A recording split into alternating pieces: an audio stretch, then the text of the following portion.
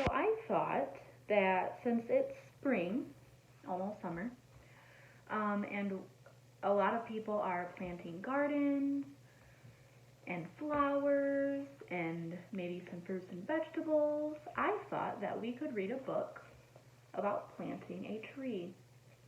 Does anybody know who this is? This is Franklin. Franklin plants a tree.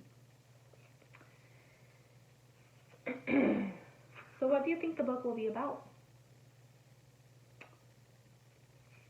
This is the front of the book. This is the back of the book. And this is the spine. It says, based on characters created by Paulette Bourgeois and Brenda Clark. Franklin plants a tree.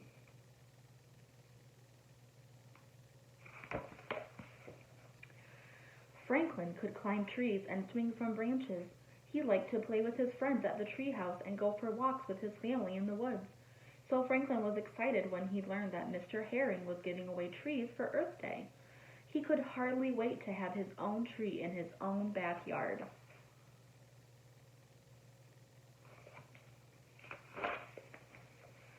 On Earth Day, Franklin got up early and dug a huge hole right outside his bedroom window. He wanted to plant his tree as soon as he got it home. Tonight he'd invite his friends over to build a new treehouse. Tomorrow he'd look for an old tire and make a swing. Franklin grabbed his wagon and hurried off. He didn't want all the big trees to be taken.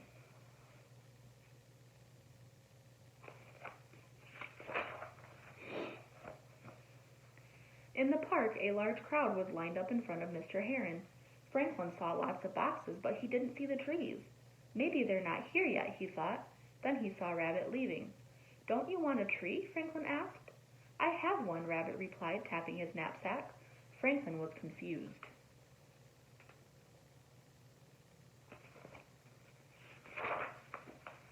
Rabbit reached into his knapsack and pulled out a tiny tree. That's not a tree, Franklin exclaimed. That's a twig. It's a baby tree, Franklin, explained Beaver. It's called a sapling. Mine's an ash, and Rabbit has an oak. Well, I'm not getting a sapling, Franklin declared. My tree has to be big enough to play in today.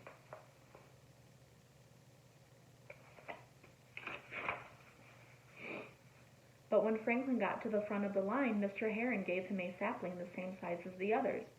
Could I have something bigger? Asked Franklin. This is a sugar maple, replied Mr. Heron. Many years from now it will be very big indeed. Franklin nodded sadly. He put the sapling in his wagon and walked slowly home.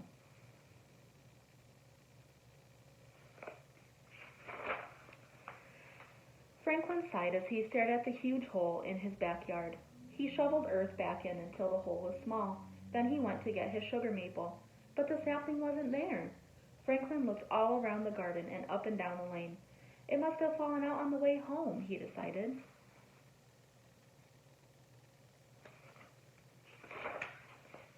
At lunchtime, Franklin told his parents about losing his tree. But it doesn't matter, he added. It wasn't big enough to play in. Big or little, you promised to care for it, said his father. Franklin slumped down in his chair. All right, he sighed. I'll go look again.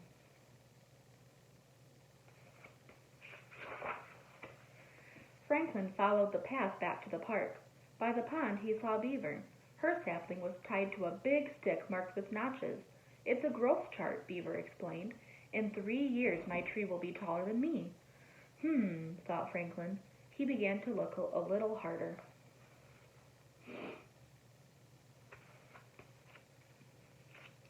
It looks like Beaver named her tree Ashley.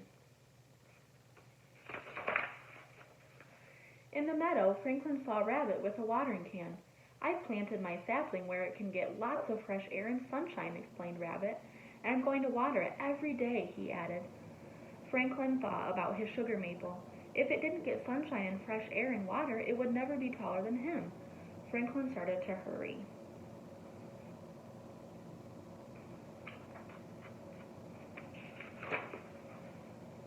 Near the woods, Franklin saw a bear painting a small fence bright red. Inside it was Bear's sapling. "This will protect my pine tree until it's big and strong," Bear explained. "I don't want anyone to step on it by mistake." Franklin thought about someone stepping on his sugar maple. If that happened, it would never grow big and strong and be taller than him.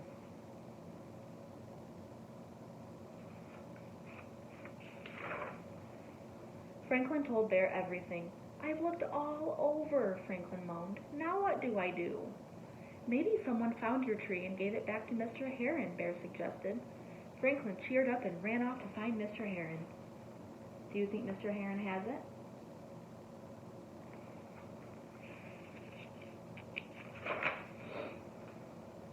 Back at the park, Franklin saw Mr. Heron packing up boxes.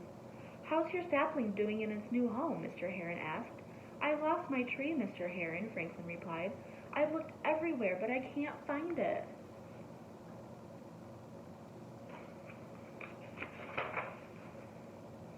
Mr. Heron reached into a box and lifted out a sapling. "Is this it, Franklin?" he asked. "Someone found it on the path." "My tree!" cried Franklin. "Thank you, Mr. Heron. I'm going to plant it right away." Mr. Heron smiled.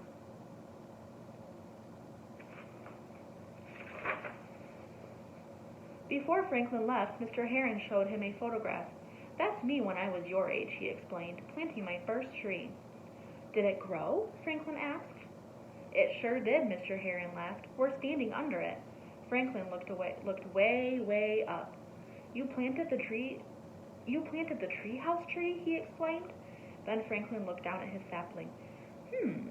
He said thoughtfully. What do you think he's thinking?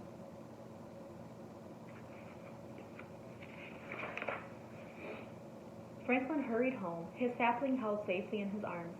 He planted it and watered it, and then he checked on it every day. And every day Franklin was sure that his tree grew a little taller and a little stronger, just like Franklin.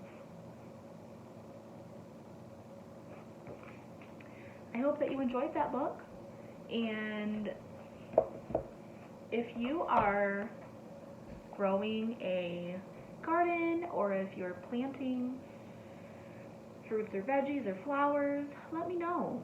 Comment. Make some comments. I know that right now we have carrots that I'm watering every day so that they grow to be big carrots.